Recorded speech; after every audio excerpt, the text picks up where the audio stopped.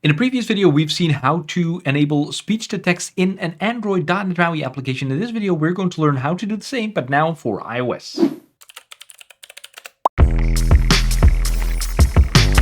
If you've been following this channel, then you might have seen the previous video where I enabled an Android device for speech-to-text by writing some platform-specific code. This is not something that is serviced to the .NET MAUI layer, so we have to write some platform-specific code, but you can totally do that with .NET MAUI. And my good friend Vladislav, he created a beautiful blog post where he implements this for Android, iOS, and Windows, so all the platforms that are supported for .NET MAUI. And I highly recommend that you watch the Android one first, because there we laid the foundation for everything that we're going to see here as well. So if you are just want the iOS part, then you have to watch the Android one first, where we do some specifics for all the platforms that we're going to use. But now we're going to focus on the iOS implementation. And if you want to read all about it, then I would suggest you go down there in the comments and get Vladislav's blog post there as well.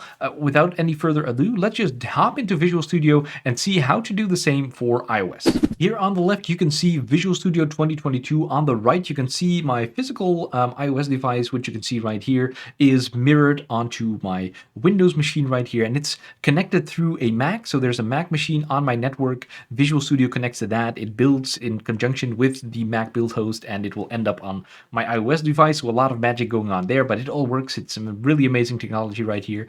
And you're looking at the code that I've created in the previous video. Again, I highly recommend that you watch the Android video first, because there are some generic parts that we're going to reuse here as well.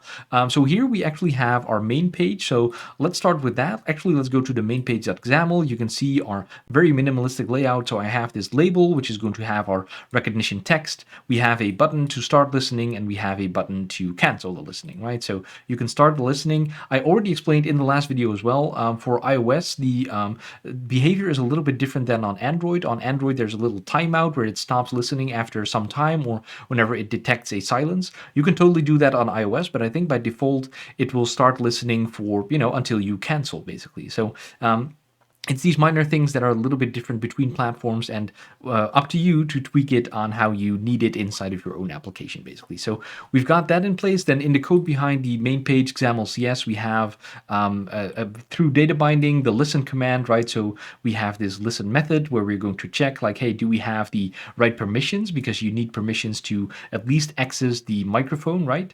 And if we have that, then we can do the speech to text listen with a certain culture, and we're just setting that to English. You can do a couple of other ones as well if that's what you want, but we're going to do it to English. Whenever we catch the progress, we're going to get a new partial text. And again, here we're going to find a little bit of difference between the different platforms, the different implementations. We're going to add that to our recognition text, which is going to be shown in the label on the screen, or whenever something goes wrong, we're going to show a little display alert. And whenever we're going to cancel it, we have this cancellation token, and we're going to cancel on that. So that's this implementation. Here in the Solution Explorer, you will find under Android, you will find the speech-to-text implementation. That's the one that I handled in the previous video. But for like the generic, for the shared part, we have the iSpeech-to-text interface, right? So we just have this request permissions. That's, it's going to check if we have the permissions, and if not, it's going to request them. And we have this listen method in which we're going to write the platform specific code to actually listen for the speech and translate that into text. Now, for Android and for iOS, it both goes to remote services as well. So this is going to be uploaded to the Apple services, but it is the actual platform APIs, the APIs that are available for iOS, and also the one for Android, and we're going to see also the one for Windows. That are specific to this, so no Azure services or anything like that, but still your speech is being sent to external services where it's going to be processed. For iOS, we have an option to do it on the device since iOS 13. I'm going to show you that in a little bit, but all stuff to take into account if you're going to work with this. Okay, so we need to now implement this interface for iOS, right? Because we already did it for Android. If we go to our MAUI program .cs, where we bootstrap all of our application, you can see here that I added this compiler directive. So now it only does it for Android, and is going to do builder.services.add singleton. So whenever a iSpeech-to-text implementation is being requested, we're doing this speech-to-text implementation. Now, because of the single project approach of .NET MAUI, MAUI. This works perfectly, but you have to implement all the platforms first for this to kind of like work nicely. So the first thing I want to do here is say if Android or iOS, because we're going to enable iOS here right now as well, or Mac Catalyst, right? This also works for Mac Catalyst, so we have one for Mac Catalyst as well. And let's save that. And it's going to immediately say like, hey, I don't have this stuff for iOS or Mac Catalyst, right? And you can see here in the tooltip, like, hey, we have it for Android. So it's going to help you and show you like, hey, we have it for Android, but not for iOS and Mac Catalyst. And in the video after this, we're also going to add Windows, right? But we'll see that in the next video. So right now we have this one. And if we just name this thing speech-to-text implementation again and make it live in the MAUI speech-to-text sample.platforms namespace, it's automatically going to pick it up because it's all in a single project. So that is really one of the powers of .NET MAUI. So let's go ahead and do that. I'm going to save this one. Then in my Solution Explorer, I'm going to go to my platforms folder. So here's the one for Android, right? And it's the speech-to-text implementation.cs, which is fine because everything in the platforms folder, we can write platform-specific code, right? So in the Android folder, I can write Android namespaces, Android types, Android objects. For iOS, I can do the exact same, but now for iOS. And it won't hurt each other, right? Because it can be in the same namespace, it can be the exact same names, but it's only going to be compiled whenever you target that specific platform. So that's how that works. And that makes it very easy to not have all kinds of if statements and things here or name it differently. You can just do this for the different platforms and it will only be compiled whenever you go to that platform. So I can go here to iOS and right click and say add new item. And what did I actually call it now? Oh my gosh, I should go back. I just copy it to not make any mistakes here. Just copy that and do again, iOS add new item, and I'm going to just copy that in here. It's going to be a class, which will be the speech-to-text implementation, right? Okay, there we have it. Add, and boom, we have it in our iOS folder. I'm going to make this public just to make our lives a little bit easier, and this should implement the text to, no, I always mix them up, speech to text, not text to speech, speech to text. And I was going to say, hey, you need to implement all this stuff, right? We had the two methods for our permissions and the actual listen thing. So let's use IntelliSense here and implement the interface. And this is basically all that we need to implement. Well, we have to write a bunch of code to actually make it work, but this now is our iOS implementation. So if I go back to my MAUI program, you will see that it should pick this up. Well, it doesn't yet because I didn't change the namespace, because it automatically puts it in the namespace. That's just how Visual Studio works. It will add it into the folder where you create the class, right? And I want it to be in platform. So let's just do this. I'm also going to add a semicolon, so it will go to a file scoped namespace, so it will do that. And now it's in the same namespace as Android. So here, let's just pull up the Android one as well. You can see namespace. Oh, I didn't do this in a file scope one, but you can see the same namespace, platforms. Here we have platforms as well. And if I now go to my MAUI program, you will see, hopefully, that it picks up on that. Why doesn't it do that? Using platform. Should I save the file right here? Does that work? Maybe it needs a rebuild. It probably needs a rebuild for us to pick this up, but it should start working here. The red squigglies should go away and it should start working here. We'll see that in a little bit, or then I will figure out why it doesn't work. But that is the way to ensure that you don't have to rename all kinds of things and do all kinds of magic to make this work. So here we have that. And now we need to implement our code. So let's start with the easy one. Let's do the request permissions. So I'm going to copy some code from off screen here. So let's get the request permissions here and put that instead of this not implemented exception, because that's going to break our application. What we're going to do here is do the SF speech recognizer request authorization. So we're going to request the actual things here for the SF speech recognizer, which is something that is built into iOS to do the speech recognition. And then we're going to set this result, or we're going to return this result basically like, hey, did the user actually allow this, yes or no? And it needs to be authorized, right? So that's the thing that we need. Actually, while we're talking about permissions anyway, let's go to our Solution Explorer again. And also in our iOS application, we have this info.plist where we need to add the permissions to actually make this work. So let's right click here and do open with. We have a graphical editor, but that doesn't have the editor for permissions yet. So let's do open with. And then with the XML text editor, we can just edit this as an XML file. And again, I'll just copy this in here because the key names are just too complicated to actually remember. So I'm just going to scroll down, and here inside of that dict node, the dictionary node, I'm going to paste a couple of things here. We need this NS speech recognition usage description. So this is the permission to actually request the speech recognition, right? So that we're letting the user know, like, hey, we're going to do speech recognition on whatever you're going to say to our application.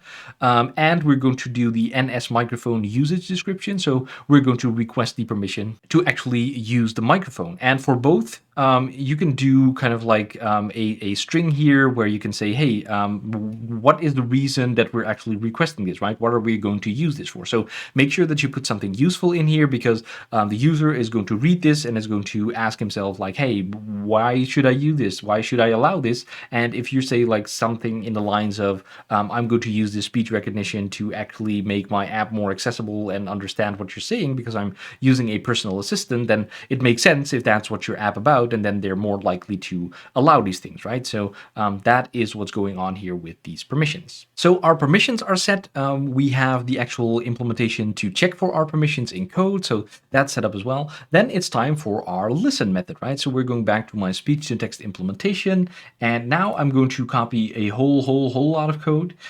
So basically, I'm gonna need a couple of private fields here. So let's start with that. So this is just everything that is needed for objects to actually do the speech recognition, get the results, do a request, do all kinds of things. And let me just paste in the implementation of the listen method right here. So let me check what that all is. There we have it, and we need a couple of helper methods for that, but I'm going to paste this in here, and let me walk you through it. Let's see what's going on here. So we have this speech recognizer. We have a SF speech recognizer. We're going to create that, and we're going to initialize it with the culture name that we got passed in, right? So in my case, it was hard-coded ENUS for English, but you can pass in a couple of other things in here. You probably might want to check the Apple documentation, what is supported. Now, the online, if you're going to send this speech to the online service of Apple, is going to be a lot of languages that can be recognized, right? They can do the server-side processing. They don't need all kinds of limitations of the device. So there's a bunch of languages that are supported there. If you're going to do the offline processing, I'll get to that in a minute. Then the languages are less. I don't know, I think it's 10 languages still, right? And English is always going to be supported, so that's what's going on here. Then we're going to check like if it's available, yes or no. If not, we're going to throw an exception because we need this for our functionality. We're going to check the permissions once more just to be safe. We're going to throw an exception if that's not all right. And then we're going to actually initialize like the other things, right? The audio engine to actually get to our microphone and do that kind of stuff. The live speech request, because we're going to request the system to, analyze our live speech. So here you can set that toggle for online or offline. It's available for iOS 13 and up, and you're going to set that live speech request to require on-device recognition. So then you're going to require the offline recognition if that's something that you want. If you're concerned about privacy or whatnot, then you want to use this. Or maybe you just don't have a connection, right? That's something that could happen as well. Then we're going to set some, do something, set some specifics to how the audio buffer should work, what the bit rate should be, all kinds of technical things. You could mostly just use this code unless you really know what you're doing, basically. And then we're going to set the audio engine to prepare, start, and return error. So if some error is there, then we're going to, again, throw an exception. And then it gets in kind of a loop until, we stop it. So until we recognize some text, and we're going to throw up those results, or we're going to stop listening and cancel that task. So again, some error handling, and then it's going to stop recording and set an exception. Or if there are results, then we're going to report that through our reporting services, right? We have that recognition result. So that's all the way up here. We pass that in with our iProgress interface, and we're going to say, hey, we have a piece of result that we want to do here, right? So we're going to pass that along, and then we're going to fetch that in our main page. We'll see that in a little bit, and we're going to put that in that label. So that's kind of like how that works. Then you can see the stop recording also whenever we get that cancellation token, and whenever that gets canceled, we do the stop recording as well. So let's see the stop recording, which is not very impressive, but let's paste it in here because we're going to need it.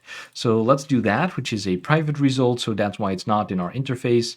We're going to set that audio engine to remove the tap on the bus so that we don't listen to that live audio anymore. We're going to stop this. We're going to stop the live speech request. We're going to do that recognition task.cancel. So basically everything that we can cancel and clean up and dispose, that's what we're going to do here with the stop recording. You can see we got a couple of red squiggly still here, which is because we're using await. So I should make this method async so that that goes away as well. And we got that.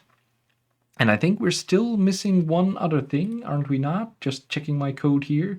Oh, we have this dispose async. So that's kind of like that. It doesn't have a direct call, but it's still very important, of course. So besides stopping all of this with the stop recording, we also have this dispose async. So we need to dispose of all the unmanaged resources that are iOS specific, right? So we want to dispose all of that.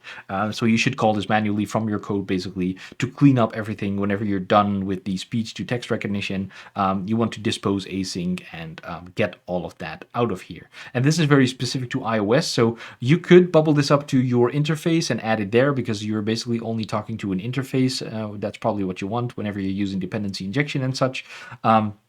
And then on the other platforms, you could just have it not do anything, basically just return value task, complete a task, doesn't really matter. But then for iOS, it will clean up all this stuff. And then for Android, it will not do anything, but you can still call the exact same code, right? So that choice is basically up to you. Now, we've wired all this up. Our Maui program is still giving me errors, so I hope whenever I'm going to build this, for Mac Catalyst it's not available, right? So let's just get that out of here. This code should also work for Mac Catalyst, but I should maybe double check. And whenever you can see, whenever I remove Mac Catalyst, now this goes grayed out because I have here this combo box here in the top left. I've got it set to Mac Catalyst, and you will see all the code that is relevant to Mac Catalyst. Let's switch it to iOS, and now it's in iOS land, and now, yay, everything is implemented and works as it should. So actually, let's just run this application. Here in my run menu, I went to my iOS remote devices. You can see my Apple Watch is connected, my iPhone is connected, and I can just start running here and it's going to deploy it. And we should see how the speech to text is going to work on my iPhone. The app is deployed to my phone, so let's pick up my physical device right here. It's being deployed. You can see it right here on the right. Let's get myself out of the way so I'm sure to not get in the way of anything here. And we have our minimalistic design. We have the listen and listen cancel. So let's press that listen button, and then we should see all of our permissions coming up, right? So you can see would like to access speech recognition. Speech data from this app will be sent to Apple to process your requests, etc., etc. And then at the very bottom, it says my line, right? Like speech recognition demo, that should be the text of like, hey, I want to use this to do whatever in my app, right? So we've talked about that. Okay, and then it comes with my microphone, right? So it's going to access my microphone, which is a separate permission, but it requests it all the same. And that's because, like in my main page, we already got that generic code set up, right? So I already had that for my Android implementation, and this now also works for my iPhone implementation. For my iOS implementation, didn't need to change anything. So it's now requesting these permissions, and whenever it did that, it's going to use that recognition text, and it's going to get those partial text right here. And as you remember, probably, something was going to be different here between platforms, right? So our results might be a little bit different from what we've seen in Android, but let's just push OK, and let's see what is going to come up here. So, OK. Hello, hello, the text recognition should work now. Oh, see, so now it only does word by word, but it still kind of works. And I could use this to actually add captions to my videos, right? You will have to read here, and this will be captions for my video. Okay, enough with this fun. I will just stop running. Actually, let me see if I can do this with hard reload. So if I do +is, and then actually a little space at the end to actually see all the speech that we get in here. So let's save that, do .NET hard reload, and see if that actually works now. No, I need to really stop this. Okay, so stop this, redeploy it again, and whenever we do it again now, it will be the text plus the partial text, right? So for iOS, it really gets reported as partial text right here.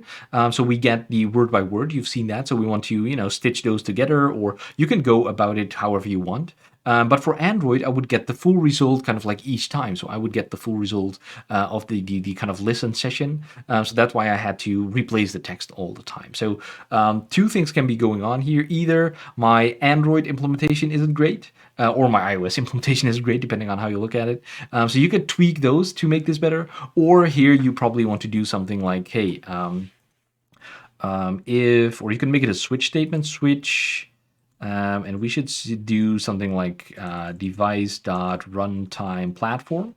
And we could implement something like case is device.android, and we can do our other thing, right? So we can do this, and it was just is and no space. So this is going to mess up my thingy here.